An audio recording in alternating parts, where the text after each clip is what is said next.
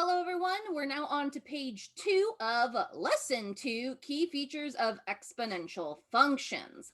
So our final concept for this lesson is growth and decay models.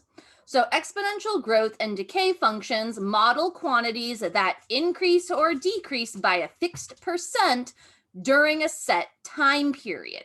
So we have two different ones. We have exponential growth and exponential decay. Let's talk exponential growth first.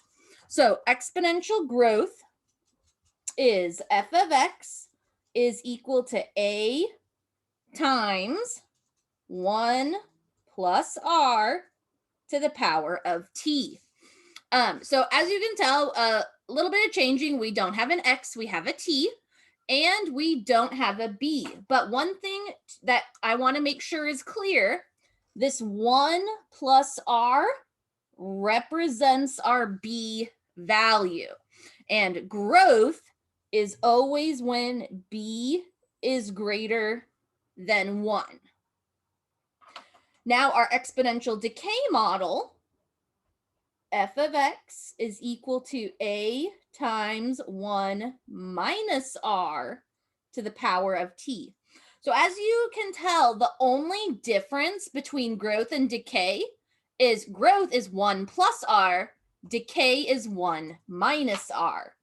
And again, this 1 minus r in parentheses is our b value of our exponential function. And for exponential decay, b is in between 0 and positive 1. Let's talk about now all the other variables in these growth and decay functions. We have a, r, and t. So a is our initial amount, also known as our starting amount.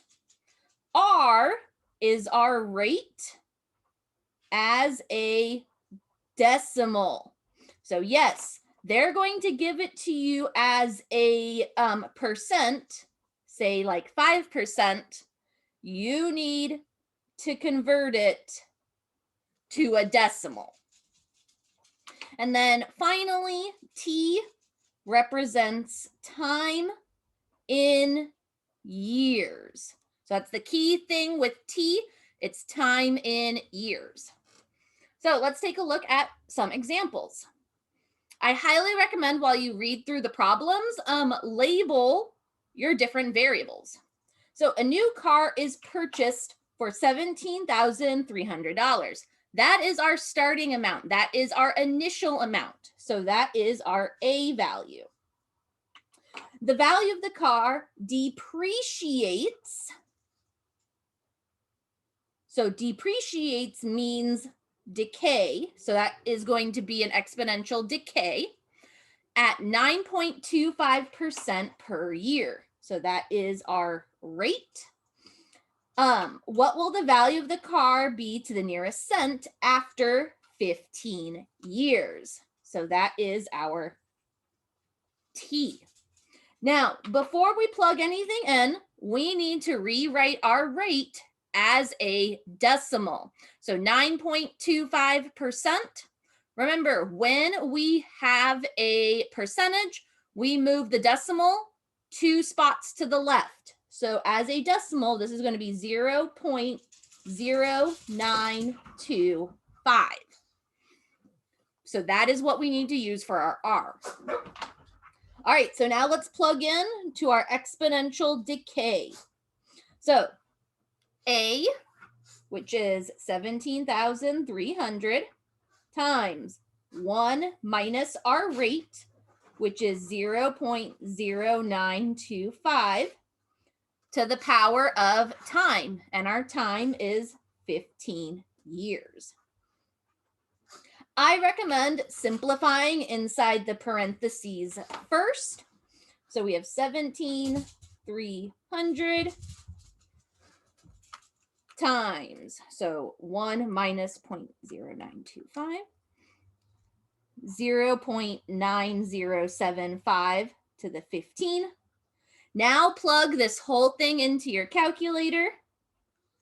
17,300 times 9.75 to the power of 15. And we get $4,034.09. So for these ones, it's just a bunch of plugging in and making sure you're plugging it into the correct exponential growth or decay one. All right, our next one, a town has a population of 12,000. So that is our starting amount, and grows. So this is going to be growth at a rate of 3%. So that is our R. So we have 0.03. What will be the population after 7 years? So there's my T to the nearest whole number. So we're going to use our growth, 1 plus R. So we have f of x is equal to, our A value is 12,000, 1 plus 0.03, and then it's 7 years. Again, I like to simplify inside the parentheses first before plugging it all into my calculator. So we have 12,000 times 1.03 to the 7th. And now we're going to plug that whole thing in.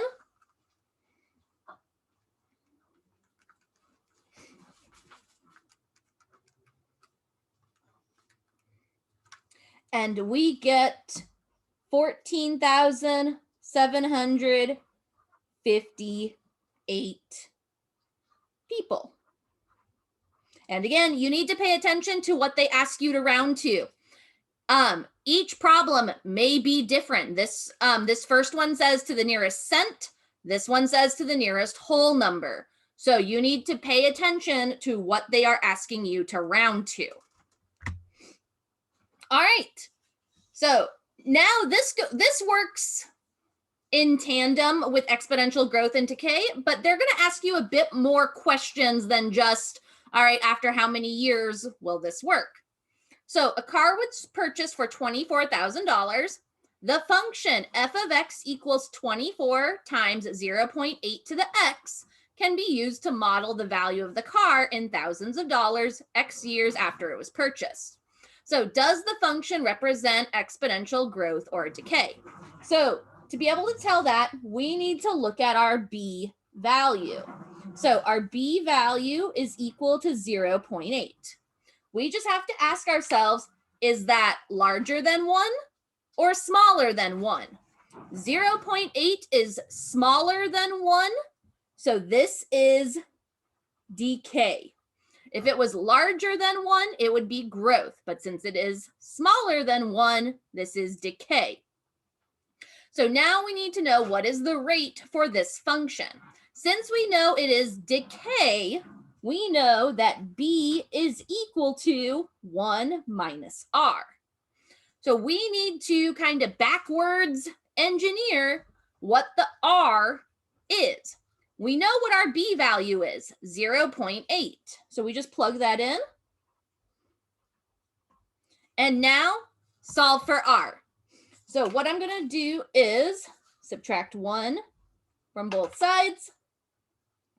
Negative 0.2 is equal to negative r, and then divide by negative 1.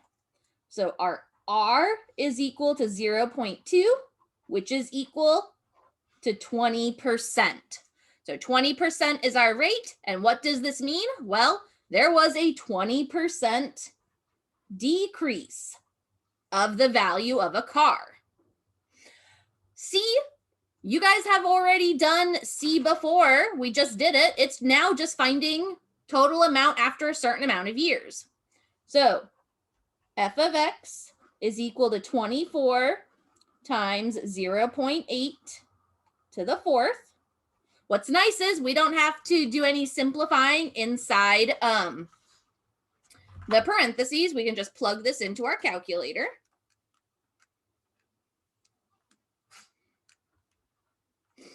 And we get 9.8304. But remember, this is in thousands of dollars. So we need to multiply this by 1,000. So our final answer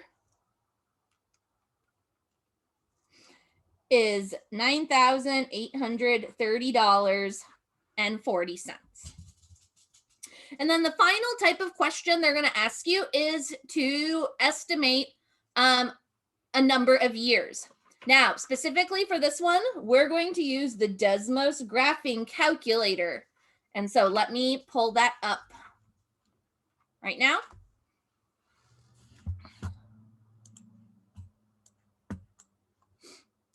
All right. So using the Desmos graphing calculator, after how many years will the car be worth approximately $5,000? So we're going to input the original function, which is f of x is equal to 24 times 0.8 to the x. And you'll have to maneuver it. There you can see. There's our graph. Now, remember, $5,000 would represent 5 on our graph. So we need to look, here's 5 right here on our graph, and we just have to follow until it hits the graph. So about right there. And so approximately 7 years. Yes, 7 years. Because again, years is the X value. So and the Y value is the amount of money. So it would be 7 years. So then we just say 7. So yeah, so you're just going to approximate using the graphing calculator. And there we go. That is our lesson for lesson 2. Homework is Delta lesson 2. All right, and there we go.